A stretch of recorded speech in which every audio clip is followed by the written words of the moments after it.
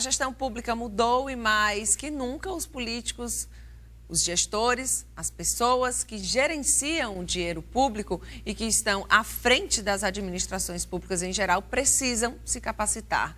A gente já falou aqui, vocês já perceberam assim também essa procura, porque as entidades oferecem, mas os gestores também vêm atrás dessa capacitação, dessa formação e de querer mesmo se diferenciar, digamos assim?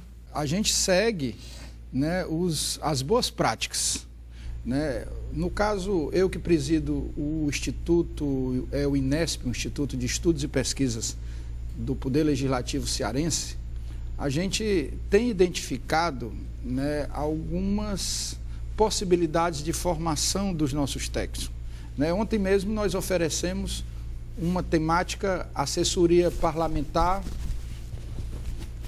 e legislação tributária. Né? A nossa palestra anterior foi sobre assessoria parlamentar e revolução tecnológica. Né? Assim, não tem um outro caminho para o gestor público, para a sociedade, que não seja você modernizar os processos. E para isso você precisa ter pessoas qualificadas. Né? No caso do Poder Legislativo, como bem citou o Guto, o nosso presidente Sarto é um homem que tem dado muita atenção à questão da formação, não só do Poder Legislativo que ele preside, como também da consideração que ele tem com o Poder Legislativo dos municípios.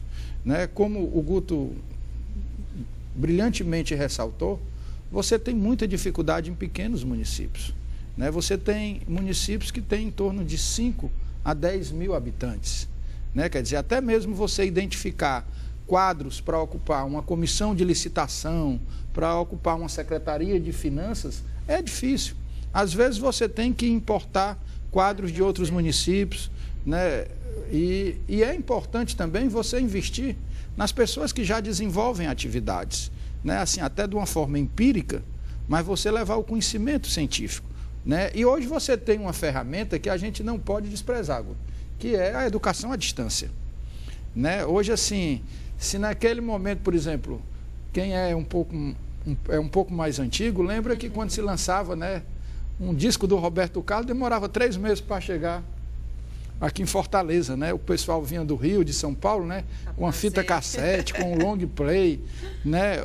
Hoje você tem a tecnologia à disposição, até mesmo dos menores municípios. Assim, você não tem mais certas desculpas, né, para dizer que não tem oportunidade de se qualificar.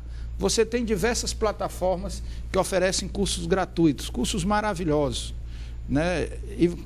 E também você pode fazer hoje cursos de pós-graduação, lato sensu, também à distância. Claro que o stricto sensu, né, curso de mestrado e doutorado, ele tem uma exigência mais presencial, né, dado o aprofundamento de conhecimento que você faz ao final, que você tem que desenvolver um trabalho de dissertação e um trabalho de tese. Né? Mas hoje você tem a tecnologia disponível, né? Você tem condições, né, no menor município, ter acesso à informação de quem está nos grandes centros. Né? Você tem essa disposição. E por isso que é importante, assim, retomando uma fala do nosso presidente Guto, né, você tem que investir na formação também dos servidores do Poder Legislativo. Você tem o ordenamento jurídico nacional e a competência legislativa do vereador e do deputado estadual, ela é significativamente menor do que a do legislador federal. E aí o papel que cabe, né, como bem citou o Guto, ao nosso vereador, é a fiscalização, né? Essa é aquela caixa de ressonância, né, da necessidade popular, de ouvir a população, de exigir do Poder Executivo a melhoria do serviço. Eu que já participei de diversas elaborações de plano plurianual e de orçamento, né, eu sou um técnico da área de orçamento e planejamento, às vezes a gente vai para conversar, dialogar com a população e há uma demanda de um prédio novo. de uma nova unidade básica de saúde, quando, na verdade, a demanda é a melhoria do serviço da unidade básica já existente, é uma boa manutenção da unidade básica já existente, é o medicamento, entendeu? Assim, você não precisa ficar tão amarrado ao tijolo, né? Não é o tijolo que garante um bom serviço, né? Evidentemente, uma infraestrutura digna é importante para se prestar um bom serviço, está com um bom aparelhamento, está com tudo com uma manutenção, limpo. É importante, ninguém pode negar isso. É importante a presença do profissional, né, cumprindo a carga horária, né, estabelecida nos programas de saúde da família, né, na escola, a carga horária de aprendizagem dos alunos, né, ela precisa ser garantida. Né, você tem estabelecido uma determinada carga horária no currículo da educação básica, que ela precisa ser preservada, né, sem prejuízo de outras atividades que podem ser desenvolvidas. Né? O nosso horizonte tem que ser a escola em tempo integral, a escola que pela manhã você trabalhe conteúdos de uma forma crítica pelos alunos, de uma forma colaborativa, né, que você possa, quem aprendeu um pouco mais, possa ajudar quem ainda não aprendeu o conteúdo, que filhos possam ajudar aos pais ainda com muita dificuldade. Né? A gente ainda tem no país indicadores de analfabetismo ainda muito preocupantes, né? Ainda muito preocupantes. Nós temos indicadores do analfabetismo adulto ainda constrangedores, eu diria. E aí os filhos são portas interessantes para você melhorar a alfabetização dos pais, né? E uma escola em tempo integral, que atraia a comunidade, que tenha esporte nos finais de semana, né? Eu acho que são bandeiras sempre muito importantes para os vereadores, né? Cobrar dos prefeitos, abram as nossas escolas, dotem as nossas escolas de infraestrutura para que a escola possa ser um polo comunitário, possa receber, possa dar curso de costura, possa se preocupar com outras abordagens, também, além da educação. Né? Assim, seria extremamente importante que cada escola, principalmente, vereador Guto, presidente, né, que cada escola se tornasse um polo social, né? Final de semana tivesse um projeto de atendimento que pudesse se discutir, que pudesse se reunir com os vereadores.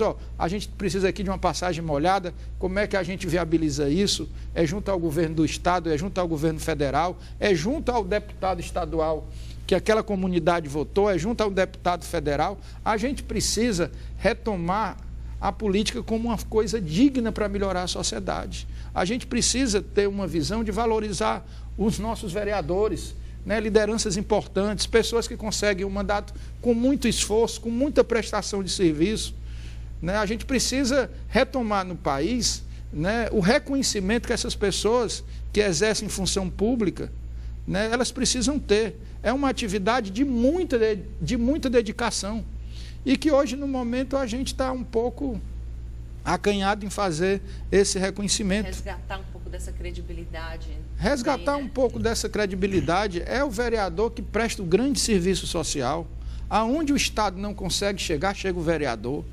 Aonde um vereador e o Estado, chega um deputado estadual junto a um vereador para, às vezes, transportar um paciente, às vezes, né, alguma demanda que tenha que ser realizada. Quer dizer, é extremamente importante. Assim, eu fico muito feliz em ver nas propostas do presidente Guto essa retomada da valorização do trabalho do poder legislativo junto à sociedade.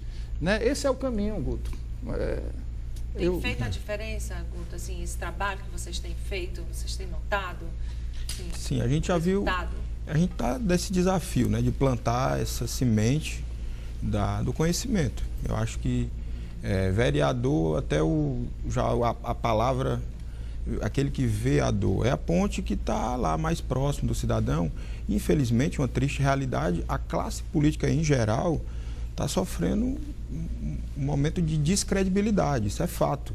Mas a gente sempre tem que se espelhar e valorizar os bons exemplos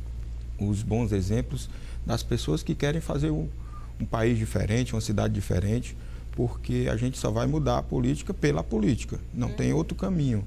Então a gente tem que, na verdade, de buscar renovação. Não era só renovação de pessoas, mas de atitudes, de pensamentos. Às vezes um vereador que está no seu 5º mandato, ele precisa rever suas atitudes para, quem sabe, ele ir para o 6º com a experiência dele, ou então colocar um de 1º mandato, porque isso cada município, cada cidadão vai avaliar. Quem sou eu para julgar um cidadão que foi eleito várias vezes? Ele deve ter o seu trabalho prestado para ter sido eleito. Claro. Ninguém é obrigado a votar, vota porque foi conquistado. Mas a gente tem que, na verdade, mudar as atitudes para que a classe política dê essa renovada, não, como eu volto a dizer, não só de pessoas, de pessoas e de renovação de pensamentos. E eu acho que o melhor caminho, que é onde a ideia aqui vem a somar, que é essa questão de capacitar, de incentivar boas ideias. Eu esqueci de falar no bloco anterior que a gente quer incentivar a atualização de regimento interno e lei orgânica, mas também incentivar a ser feito boas práticas.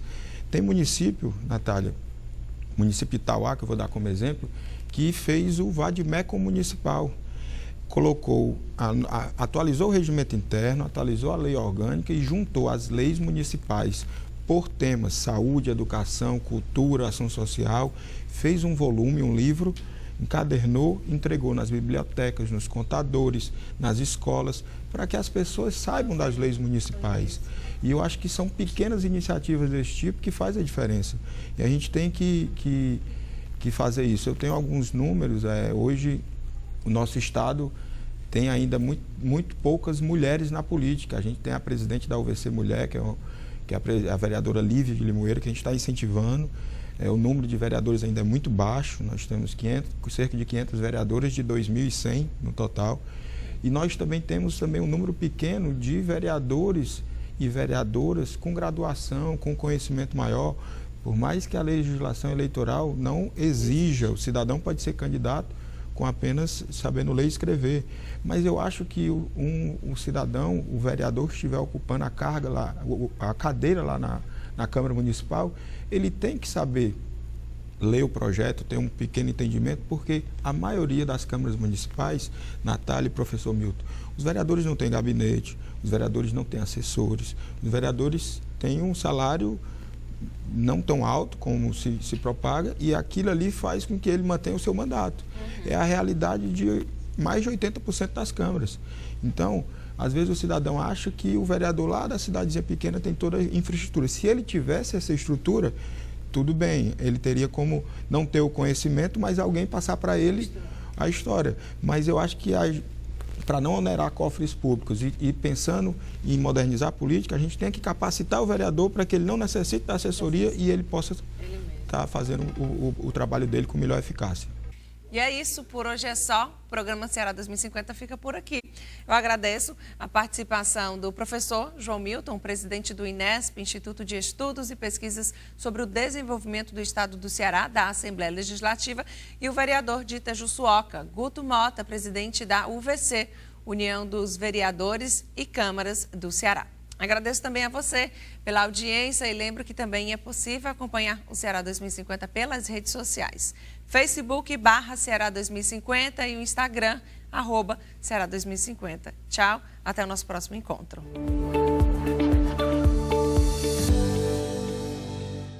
Apoio Cultural Via Direta.